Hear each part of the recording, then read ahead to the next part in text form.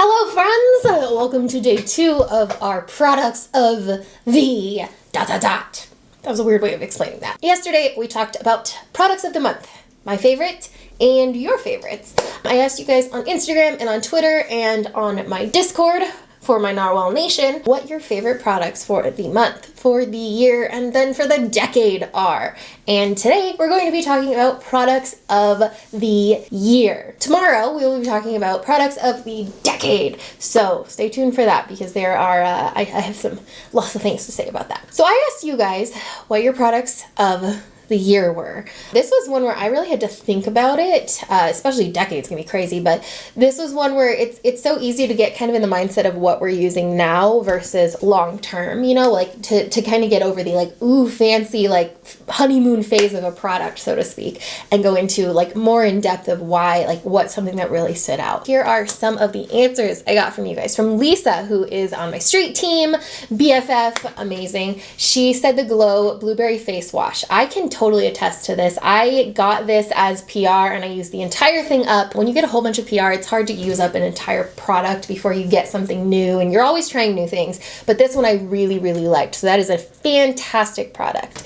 Mary, another BFF, said ColourPop Pretty Fresh line, which is something I actually have not tried, but ColourPop is definitely on my product of the year for sure. Lexi, Blood Sugar palette. Quite a few people had different Jeffree Star palettes as well. Ron, who's another one of my Narwhal Nation awesome people. I'm telling you guys, it's the most fun thing ever. He said the Nars Skin Deep palette. We also got a lot of different ColourPop. Conspiracy palette came up quite a few times. Tanya, who's another BFF of mine, said Physicians Formula Rosé All Day Serum. I have not tried that actually. Ashley said Sugar Pill Mini Palette.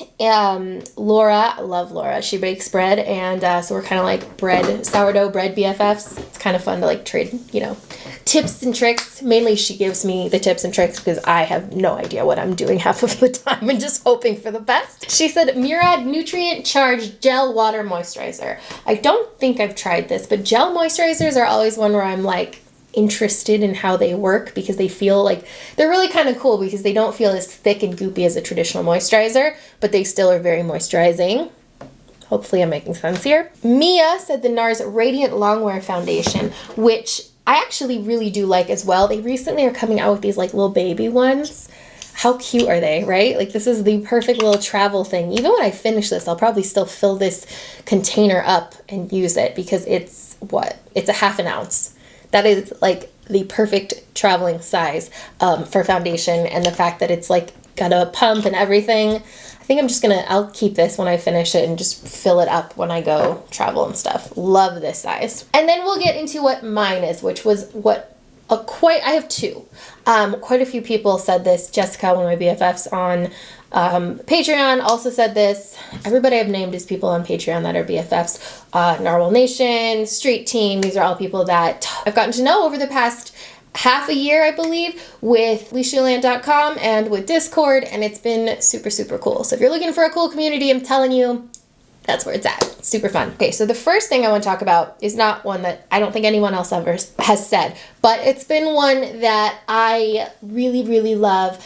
I've repurchased multiple times, and I feel like it's definitely a product worth mentioning, and that is the Smashbox Photo Finish Primerizer. So this is a primer and a moisturizer in one. So this has been kind of my favorite thing that I find that even when I'm trying different products, I go back to this all of the time. And again, like I mentioned before, when you're trying a whole bunch of different products, it's rare that you constantly go back to the same thing because there's always new things to try. The Smashbox Primerizer has been something that I absolutely love because it's that 2-in-1. It gets rid of the need to moisturize your face, wait for that to dry, put a primer on, wait for that to dry, and then put on your foundation. This sinks into the skin like immediately. So you're getting that moisturizing aspect. It has hyaluronic acid. It's super, super lightweight, which I think is really important for me when it comes to a daytime moisturizer, because I don't want it to feel heavy. I want it to sink in. I want it to keep my face feeling like, I don't want my face to feel dry and cracky and gross. but I also don't want, you know, my makeup to be moving around. So I found that this, with my particular, like the foundations that I like to wear, which tend to be like Naked Skin or whatever it's called now, Stay Naked, the Revlon Colorstay foundation. I've become a big fan of that one.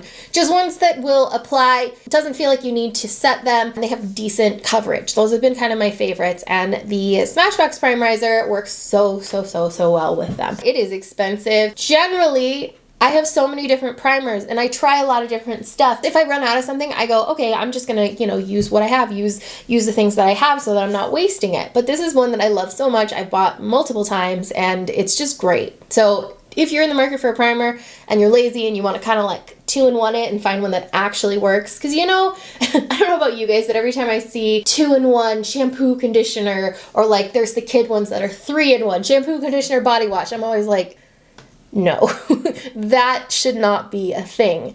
But this is probably the only time that I really do like the combination of them. The other product is one that I feel like it's not actually one product, but it's something that I really think has been a very cool thing, and that is the ColourPop 9-pan monochromatic palettes. ColourPop in general is really awesome. They've very much changed up the landscape, is that the word I want to use, for the beauty industry, because of the fact that they have their own warehouse. They're able to produce their own products just like that.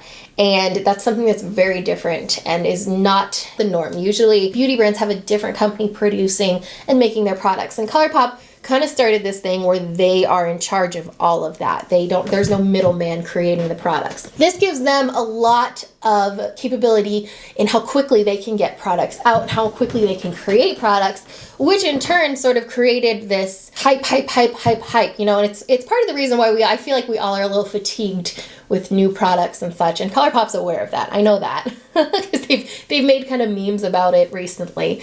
But their 9-pan palettes, I feel, have been such a cool thing, such a neat addition to the beauty world. We tend to see a lot of palettes that come out that feel like they need to be all-inclusive, in the sense that they have neutral colors, they have a light color for a highlight, they have a dark color to like a crease color, they have that pop color, whatever. And it tends to get very boring. ColourPop kind of changed it up, because those type of palettes would always show up because, you know, you're trying to appease, you want to please everybody. You want to make sure that it's inclusive. With the monochromatic palettes that ColourPop came out with, they sort of took it away, because it was like, okay, well, if you need yellow, here's yellow. You need orange, here's orange. You need this, here's this. You need a monochromatic black to white eyeshadow palette, here you go. And they're affordable at $12 for 9 colors. ColourPop's consistency with the quality of their product is awesome. So you know what you're getting, you know it's good quality.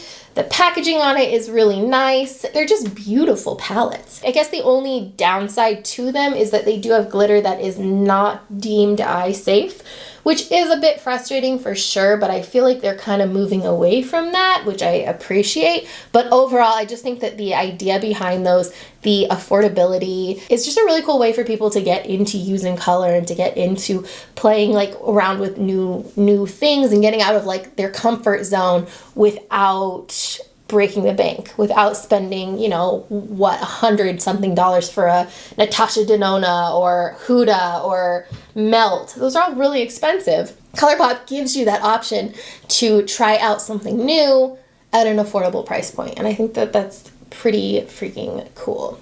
Now they're moving into these 30-pan palettes. I gotta say, I really want them, but you know, I had to just unsubscribe from ColourPop's email list because I just can't deal with 25% off, 25% off, 25% off every 5 minutes. I can't, like, I'm trying to, 2020 is going to be me really thinking about things and like no impulse. I can't do it anymore. And email lists do not help at all. So that's pretty much where I'm at with my products of the year. Really, Smashbox Primerizer is probably number one. It's the thing I use literally all of the time. That, and you know what else I'm going to say is the Collab Peach color corrector. This is one I use all the time too, and it is my favorite color corrector that I've ever used, because majority of the ones I've used in the past have been thick and sticky and like create creases under my eyes, but this one is so lightweight and it's just the perfect amount to color correct the darkness under my eyes. I love that product, and it's probably my all-time favorite from Collab in general. I know I did a top 5 for Collab last week, but I'm telling you guys, it's amazing. All right, so tomorrow we'll be talking about products of the decade. We're probably gonna have to do some blasts from the past, but I'd love to know what your guys' products of the year is, something that you've just found that you use all the time, something that really changed it up for you, that was the most exciting thing that you got this year. Let me know, and I will see you guys tomorrow. Bye.